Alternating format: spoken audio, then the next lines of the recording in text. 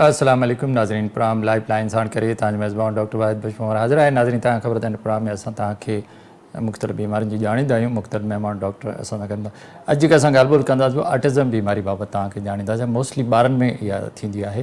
हिकिड़ी दिमाग़ी बीमारी आहे जो न्यूरॉन या न्यूरो ट्रांसमीटर या जेके दिमाग़ जा केमिकल उनजी बीमारी आहे पैदाशी घणो करे हूंदी आहे। त इन हवाले सां तव्हांखे ॼाणींदासीं त जेके ऑटिज़म जा ॿारड़ा आहिनि उहे कीअं ठीकु थी सघनि था, उन्हनि जी निशानियूं कहिड़ियूं, उनजे इलाज जा कहिड़ा तरीक़ा आहिनि। ऐं हिते असांजे मुल्क में या सिंध में ऑटिज़म जा मुख़्तलिफ़ सेंटर बि आहिनि, उनजा रिहेबिलिटेशन जा उन ते बि कमु थिए थो। त जेकॾहिं को अहिड़ो पैदाशी ॿारु आहे त उहो वालिदैन उनखे कीअं बहितर कनि त जीअं उहो नॉर्मल ज़िंदगी ॾे अचे। त तव्हांखे ॼाणींदासीं ऑटिज़म आहे छा, उनजी निशानियूं कहिड़ियूं, उनजा इलाज जा कहिड़ा तरीक़ा आहिनि, या उहो ॿारु अॻिते हली पंहिंजी नॉर्मल ज़िंदगी कीअं गुज़ारे सघे थो।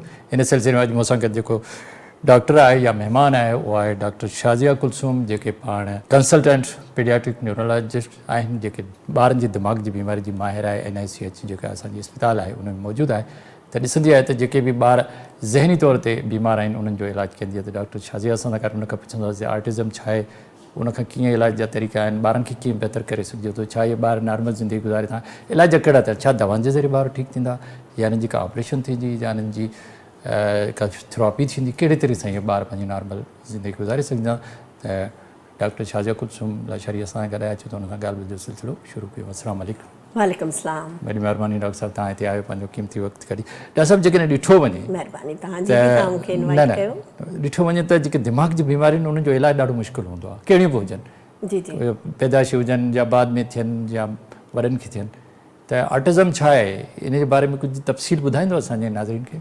बिल्कुलु सही, ज़रूरु ॿुधाईंदासीं। ऐं तव्हांजे सॾु करण जो मक़सदु बि इहो आहे त माण्हुनि में अवेयरनेस थिए, माण्हुनि खे ॼाण थिए हिन बारे में। अक्सर वालिदैन जेके आहिनि ऑटिज़म जे हवाले सां कुझु सवाल पंहिंजे दिमाग़ में रखनि था पिया। अप्रैल बेसिकली मां तव्हांखे अगरि हिस्टोरिकली ॿुधायां त 2 April is the world autism day, या दुनिया में आलमी ॾिहाड़ो आहे ऑटिज़म जे शऊर जे हवाले सां माण्हुनि खे। जी जी, उन हवाले सां सॼी दुनिया में इन ते ॻाल्हि ॿोल थींदी आहे। जी जी बिल्कुलु।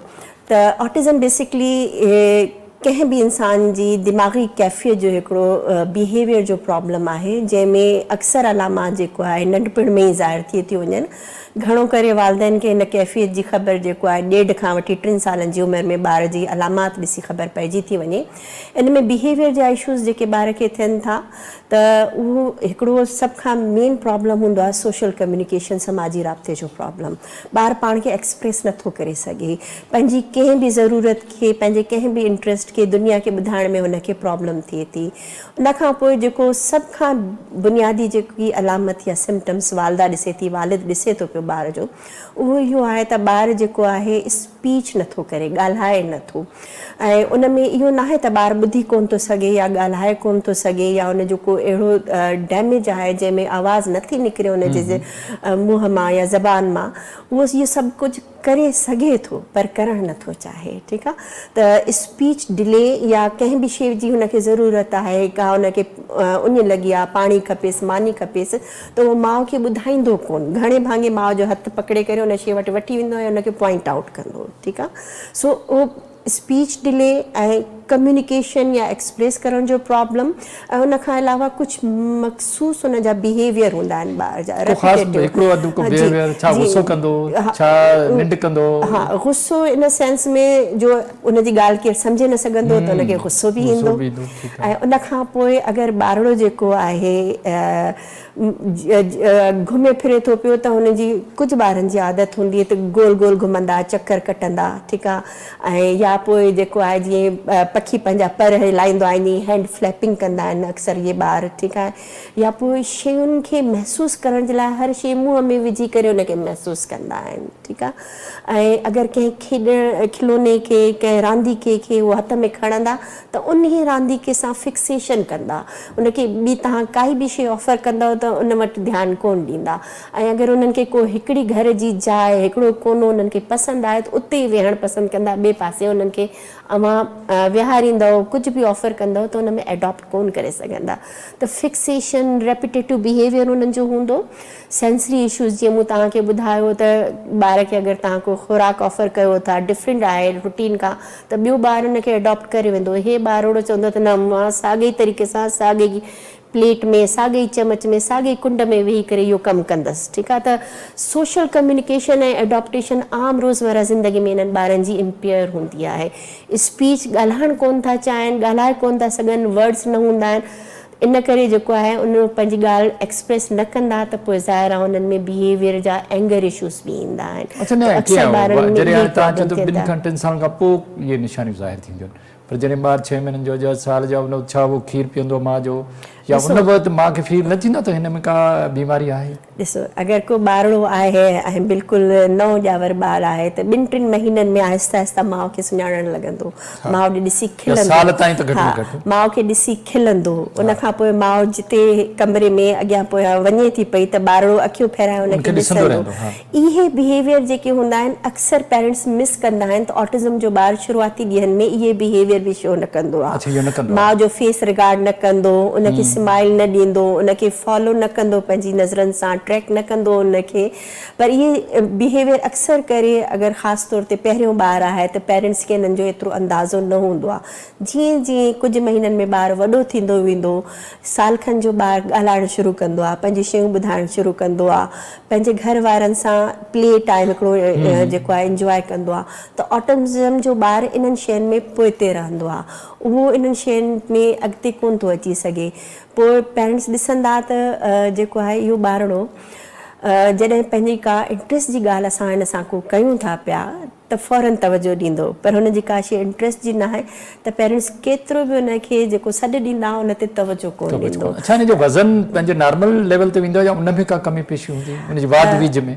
ॾिसो जिस्मानी तौर ते अक्सर ॿारड़ा ठीकु हूंदा आहिनि अच्छा मतलब ठीकु हूंदा जिस्मानी तौर ते घुमण पर ज़हनी तौर ते उन्हनि जी अप्रोच ज़हनी तौर ते अच्छा थोरो अॻिते था अचूं डॉक्टर मूंखे ॿुधाइजो छा आहे त जेकर इहो छा इहो जेको ॿारड़ो आहे या बीमारी पंहिंजी माउ जे पेट मां खणी ईंदो आहे हींअर अगरि as a medical doctor expert मां खे सम्झाइण जी कोशिशि कयां त डिफरेंट थ्योरीज़ आहिनि उहे चवंदा आहिनि त 3-4 थ्योरीज़ गॾु हली रहियूं आहिनि को हिकिड़ो पिन पॉइंट हिन जी वजह कोन्हे कुझु चवनि था जेनेटिक आहिनि कुझु जीन्स म्यूटेट थियनि थियूं उहे सही कमु नथियूं कनि उहे न्यूरो ट्रांसमीटर खे उन तरीक़े सां एडॉप्ट नथियूं कनि त जेनेटिक आहे त इनहेरिटेड आहे शुरू खां ई वठी आहे ठीकु आहे उन खां पोइ चवनि था त ड्यूरिंग प्रेगनेंसी अगरि मदर जी को हेल्थ जा इशूज़ रहिया आहिनि त उहे बि प्रॉब्लम कनि था जी उन खां पोइ अगरि ॿारड़ो ॼमी थो पए ऐं उन खां पोइ इन्वायरमेंटल कुझु इशूज़ आहिनि जेके उनखे ट्रिगर कनि था अॼुकल्ह जी मॉडर्न लाइफ स्टाइल में अगरि असां चऊं त चवनि था मॉडर्न पेरेंटिंग में कुझु शयूं जेके चेंज थियूं आहिनि जेके पुराणा पीउ माउ कोन कंदा हुया हाणे न्यू जेके आहिनि कपल्स उहे कनि था पिया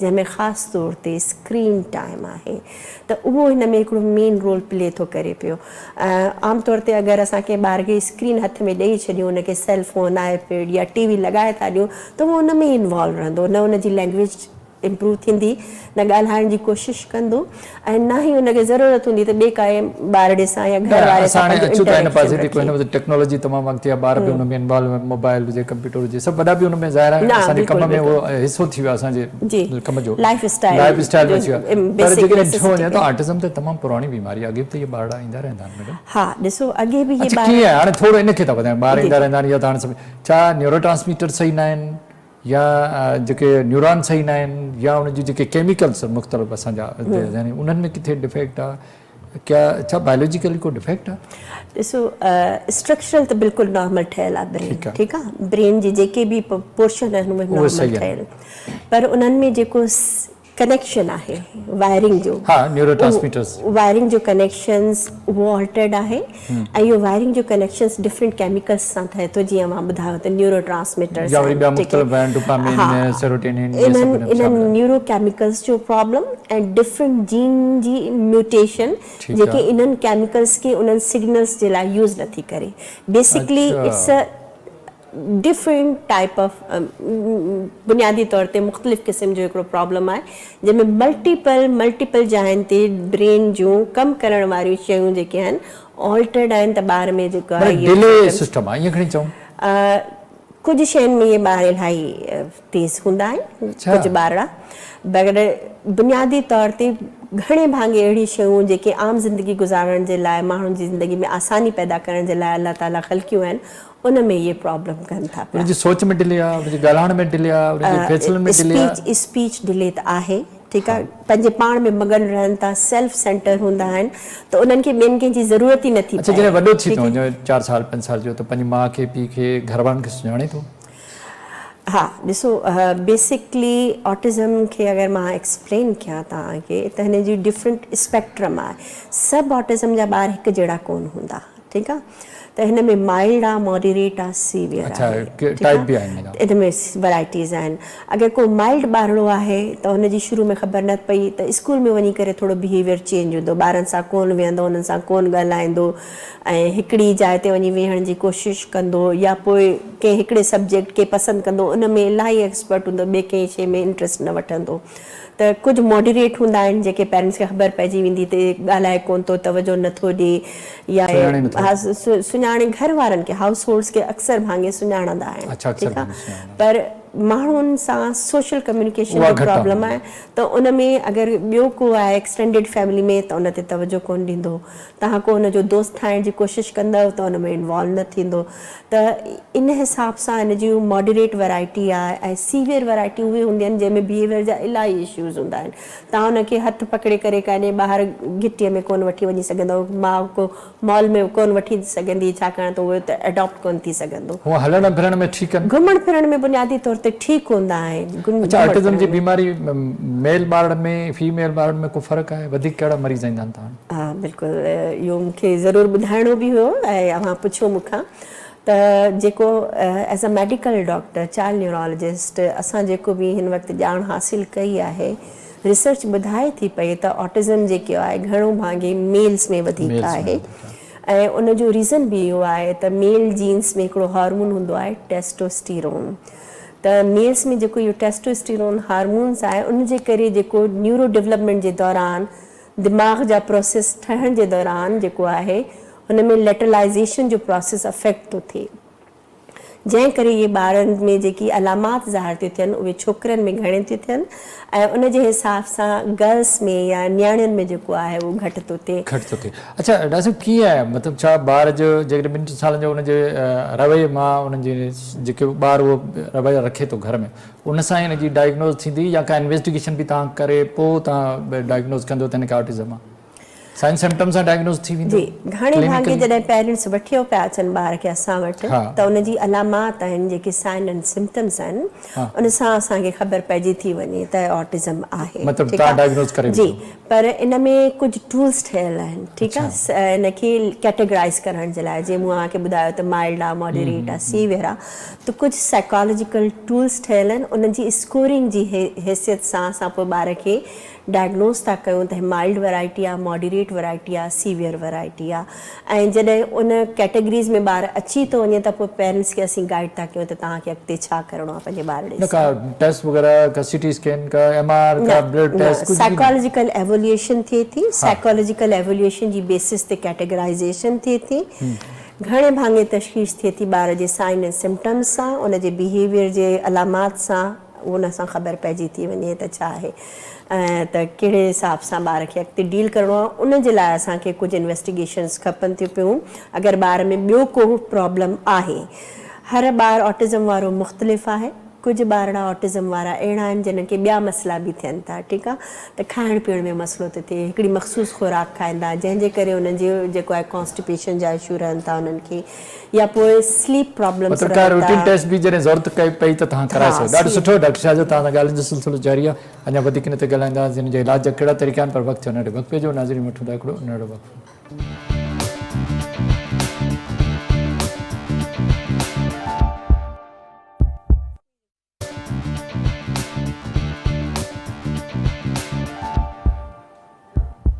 वेलकम बैक नाज़रीन, पंहिंजी ॻाल्हियुनि जो सिलसिलो ॿीहर पंहिंजे महिमान सां शुरू कयूं। अच्छा डॉक्टर साहब, तव्हां ॾाढी ज़बरदस्त असांखे ॼाण ॾिनी, पर हाणे जेकॾहिं असां अचूं था त ट्रीटमेंट छा इन्हनि ॿारनि जो इलाज जेको आहे उनजा कहिड़ा तरीक़ा आहिनि? सिर्फ़ु दवाउनि जे ज़रिए ॿार ठीकु थींदा? डॉक्टर साहब, एक्चुअली ऑटिज़म खे अगरि आउं तव्हांखे एक्सप्लेन कयां त ऑटिज़म जो ॿारड़ो जेको आहे उहो मैनेज थिए थो, ट्रीट नथो थिए, इन में का फिक्स दवा कोन्हे। तव्हांखे चवां त पेरेंट्स खे आउं प्रिस्क्राइब कंदसि ऐं ॿारड़ो कुझु अरसे में सेटल थी वेंदो।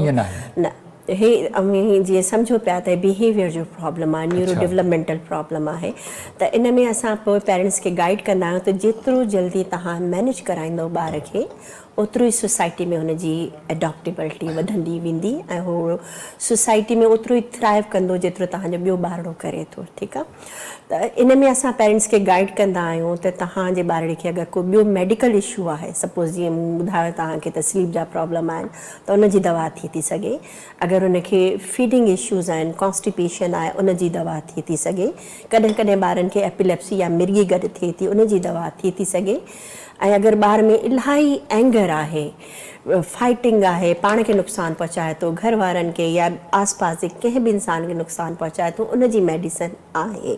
इहे सभु एसोसिएटेड प्रॉब्लम जेके आहिनि मेडिसिन सां हल थींदा, पर ॿारड़े खे असां थेरेपीज़ जी तरफ़ जेको आहे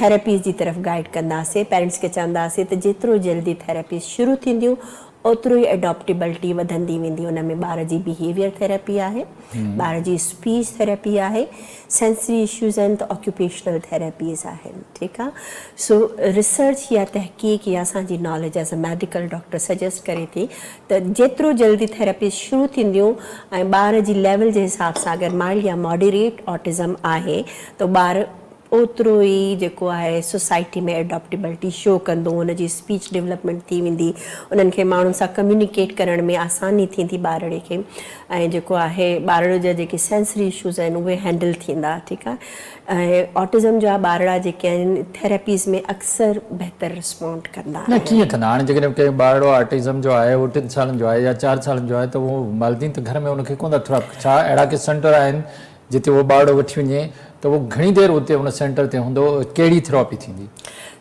बिल्कुलु प्रैक्टिकल सवाल आहे मुंहिंजो। त हिकिड़ो त असां पेरेंट्स खे चवंदा आहियूं त जॾहिं शुरू थियनि थियूं पियूं थेरेपीज़ त तव्हांखे जेको आहे प्रोफेशनल जी हेल्प वठणु खपे, ऐं सिंध में काफ़ी सारा गवर्नमेंट ऑफ सिंध जी जेकी हेल्प सां अहिड़ा इंस्टीट्यूट कमु कनि था पिया, जंहिंमें फिज़िकल मेडिसिन ऐं रिहेबिलिटेशन जा इंस्टीट्यूट आहिनि।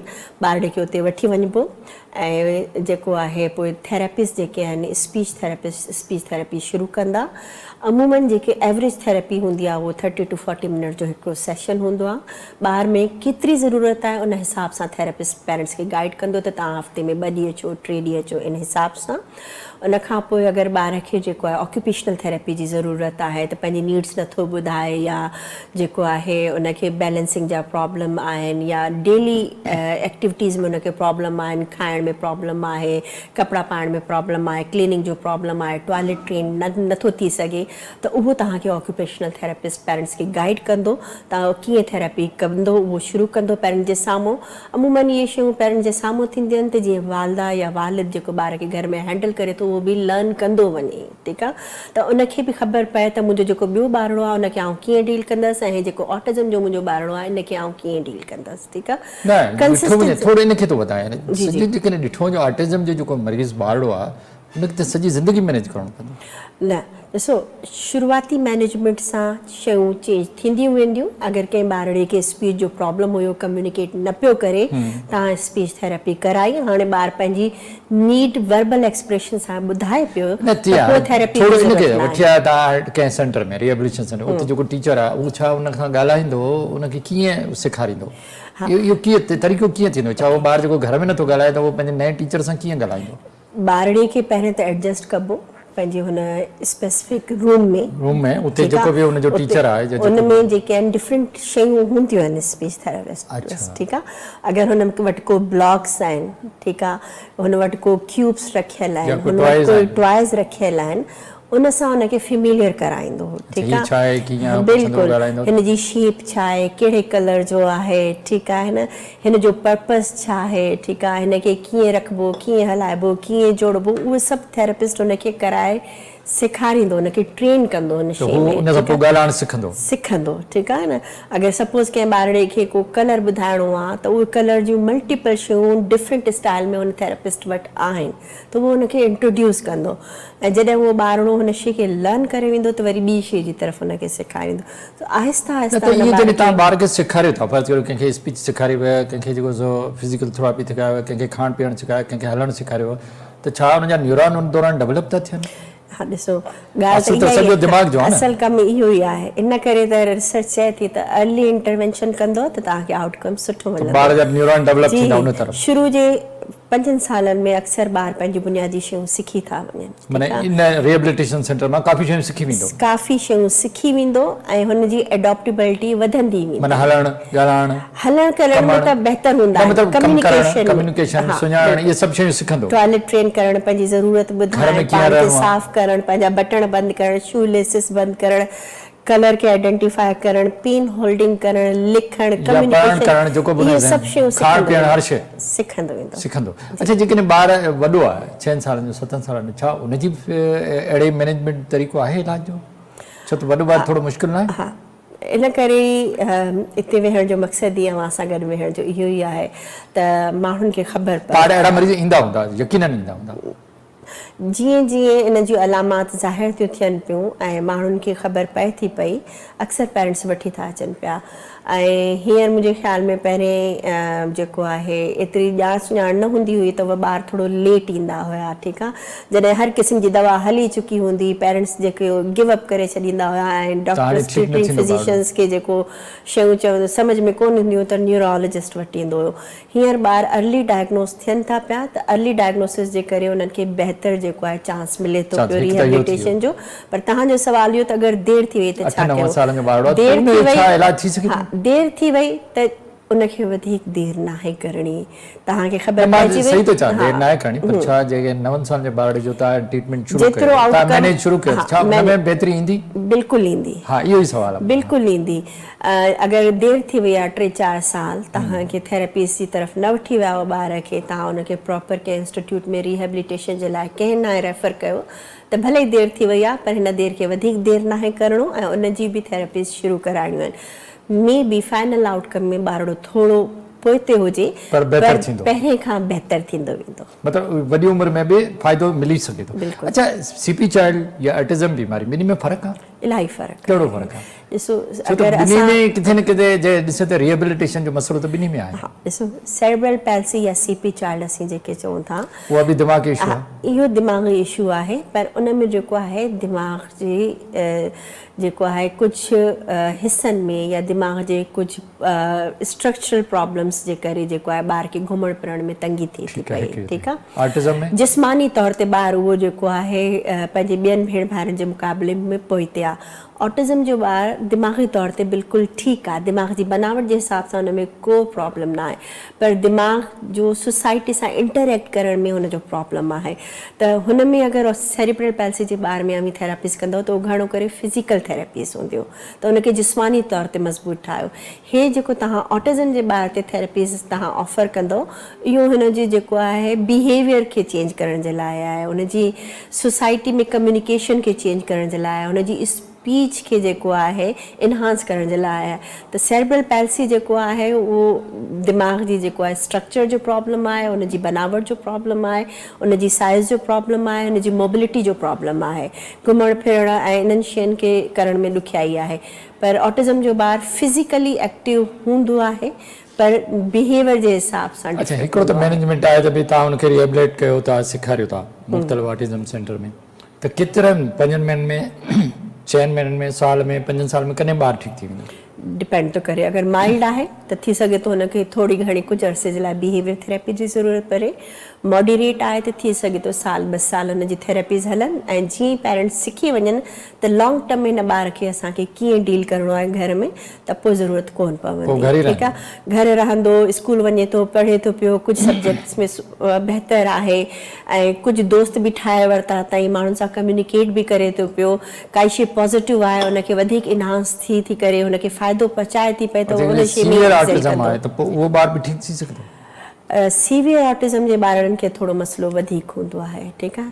त उन में अगरि ॿिया इशूज़ आहिनि त उन जे लाइ मेडिसिन्स बि हलंदियूं, लाइक एंगर जो इशूज़ आहे, एग्रेसिव थी था वञनि, ठीकु आहे, या कॉन्स्टिपेशन जो प्रॉब्लम आहे, निंड कोन था कनि पिया सही तरीक़े सां, ठीकु आहे, ऐं फाइटिंग था कनि फिज़िकली जेको आहे माण्हुनि खे, या पाण खे सेल्फ हार्म था कनि, त उनजी मेडिसिन्स हलंदियूं रहंदियूं ऐं उन्हनि जूं थेरेपीज़ पोइ असीं चऊं था त इहे लॉन्ग टर्म में हलंदियूं। विच में ज़िक्र बि कयो त जेके ॿार ऑटिज़म जा आहिनि उन्हनि खे एपिलेप्सी या मिर्गी जो बि असरु थी सघे थो, उहो छो?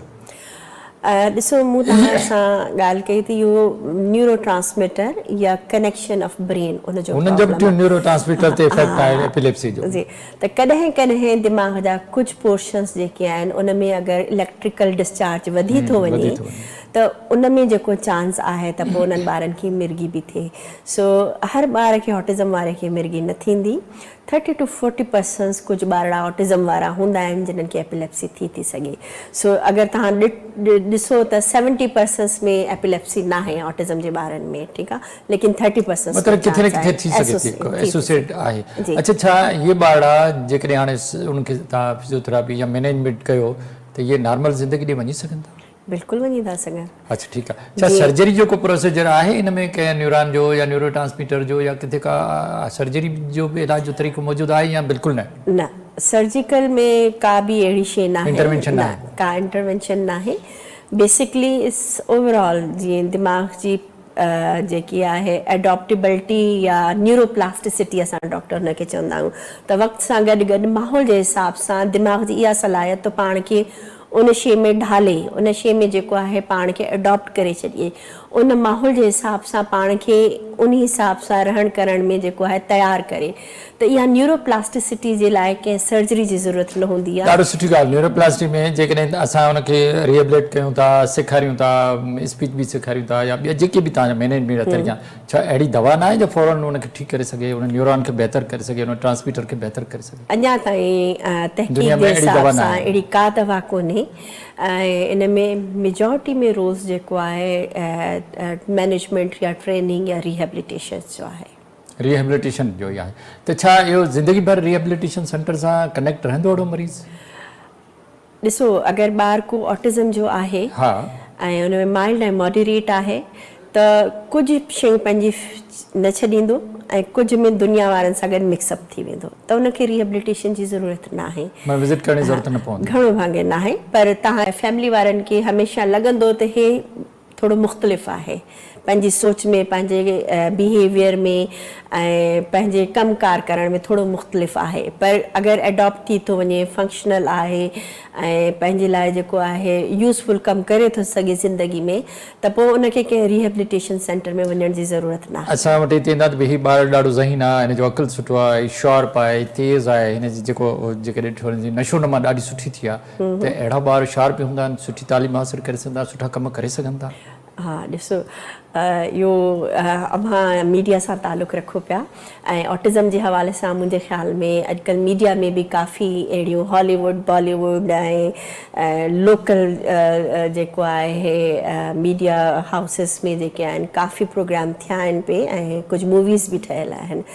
त ऑटिज़म जे ॿारनि में इंटेलेक्चुअल या समझ बूझ डिफरेंट हूंदो आहे, ठीकु आहे। घणे भाङे एवरेज हूंदा आहिनि, कुझु हाईली इंटेलेक्चुअल हूंदा आहिनि, माहिर हूंदा आहिनि। बिल्कुलु, जंहिंखे तव्हां हाई फंक्शनल ऑटिस्टिक ॿार चवंदा आहियो, ठीकु आहे। हाई फंक्शनल ऑटिस्टिक ॿार जी अगरि मां तव्हांखे मिसाल ॾियां त कुझु ॿार त अहिड़ा हूंदा आहिनि जेके मैथ में 100 आउट ऑफ 100 स्कोर कंदा आहिनि। तव्हां उन्हनि खे हिकु दफ़ो काई शइ ॿुधाईंदव त उहा उन्हनि खे फौरन यादि थी वेंदी, पर इहो परसेंटेज कुझु ॿारनि में आहे, हर ॿार में न आहे। सो हाई फंक्शनल ऑटिस्टिक ॿार पंहिंजी कंहिं हिकिड़ी ई शइ में एतिरा एक्सपर्ट हूंदा जो दुनिया हैरान थी वेंदी त इहो कमु कनि था कीअं पिया। अगरि मां कुझु मूवीज़ ॾिसंदव ऑटिज़म जे हवाले सां त कुझु ॿार अहिड़ा बि आहिनि, अगरि तव्हां उन्हनि खे एरियल व्यू करायो कंहिं सिटी जो त हिकिड़ी एरियल व्यू में उहा पेंटिंग ठाहे वेंदा पूरी सिटी जी। त कुझु ॿार इलाही हाई फंक्शनल हूंदा आहिनि, कुझु उन्हनि जी कुदरती तौर ते ख़सलतूं जेके हूंदियूं आहिनि उहे बिल्कुलु जेको आहे नॉर्मल एवरेज ॿारनि खां वधीक हूंदियूं आहिनि, त उहे उन्हनि में इलाही अॻिते निकिरी वेंदा आहिनि।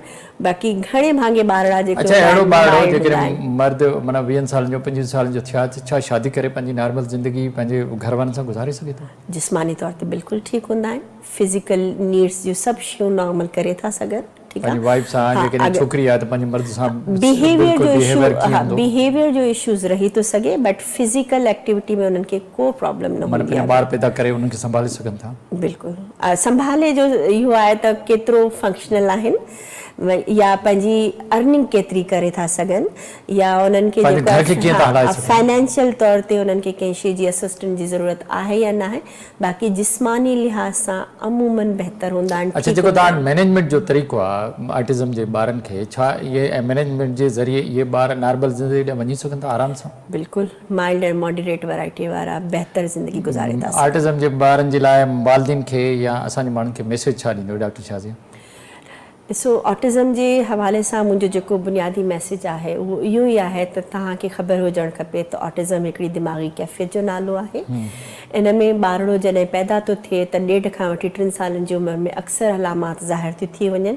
अगरि तव्हांजे ॿारड़े खे जेको आहे पंहिंजी ॻाल्हि एक्सप्रेस करण में प्रॉब्लम थी थिए ऐं जेको आहे एडॉप्टेबिलिटी हुन में न आहे, माण्हुनि सां कम्युनिकेट करण में हुनखे प्रॉब्लम थी थिए, तव्हांखे लॻे थो त पंहिंजे मक़सद जी ॻाल्हि फ़ौरन ॿुधे थो ऐं ॿी ॻाल्हि ते को ध्यानु नथो ॾिए, या तव्हांखे लॻे थो त ॿारड़ो जीअं पंहिंजे भेण भाउ वांगुरु या घर जे ॿिए कंहिं ॿार वांगुरु स्पीच एतिरी हुनजी सुठी कोन्हे, या तव्हांखे लॻे थो त हिकिड़ी शइ आहे जंहिंखे बार बार उन रेपिटेशन करे थो, इंट्रस्ट उन में ई वठे थो, ॿी कंहिं शइ जी तरफ़ तवजो नथो ॾिए, त हिन शइ खे देरि न कयो ऐं ॿारड़े खे स्पेशलिस्ट वटि वठी वञो, उनखे थेरेपिस्ट वटि वठी वञो।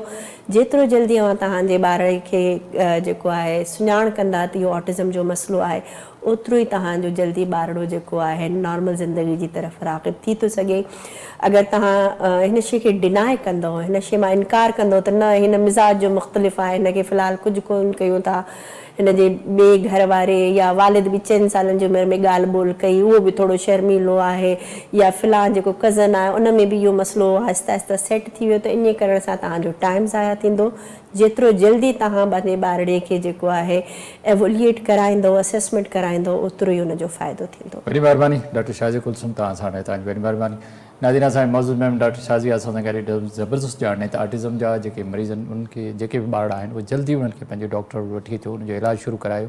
उनजो मैनेजमेंट जो जेको तरीक़ो आहे जेकॾहिं उन ते असां अमल कयूं त इहे ॿार नॉर्मल ज़िंदगी ॾांहुं वञी सघनि था, नॉर्मल ज़िंदगी गुज़ारे सघनि था, बहितर हिन मुल्क जा यानी दुनिया जा फ़र्द साबित थी सघनि था, पंहिंजे घर लाइ, पंहिंजे माइटनि लाइ, पंहिंजे मुल्क लाइ बहितर माण्हू थी सघनि। पर जॾहिं बि का बीमारी हुजे त फ़ौरन पंहिंजे डॉक्टर वटि वञो, उनजो फ़ौरन इलाजु करायो। डॉक्टर साहिब जिन ॻाल्हियुनि ते असां अमल कयो त असां बहितरीन सुठी ज़िंदगी गुज़ारे सघूं था। इन ते प्रोग्राम लाइफ लाइन जो वक़्तु पूरो हो। पंहिंजे मेज़बान डॉक्टर वाहिद बशमोर खे इजाज़त ॾींदो आहे। अल्लाह हाफ़िज़।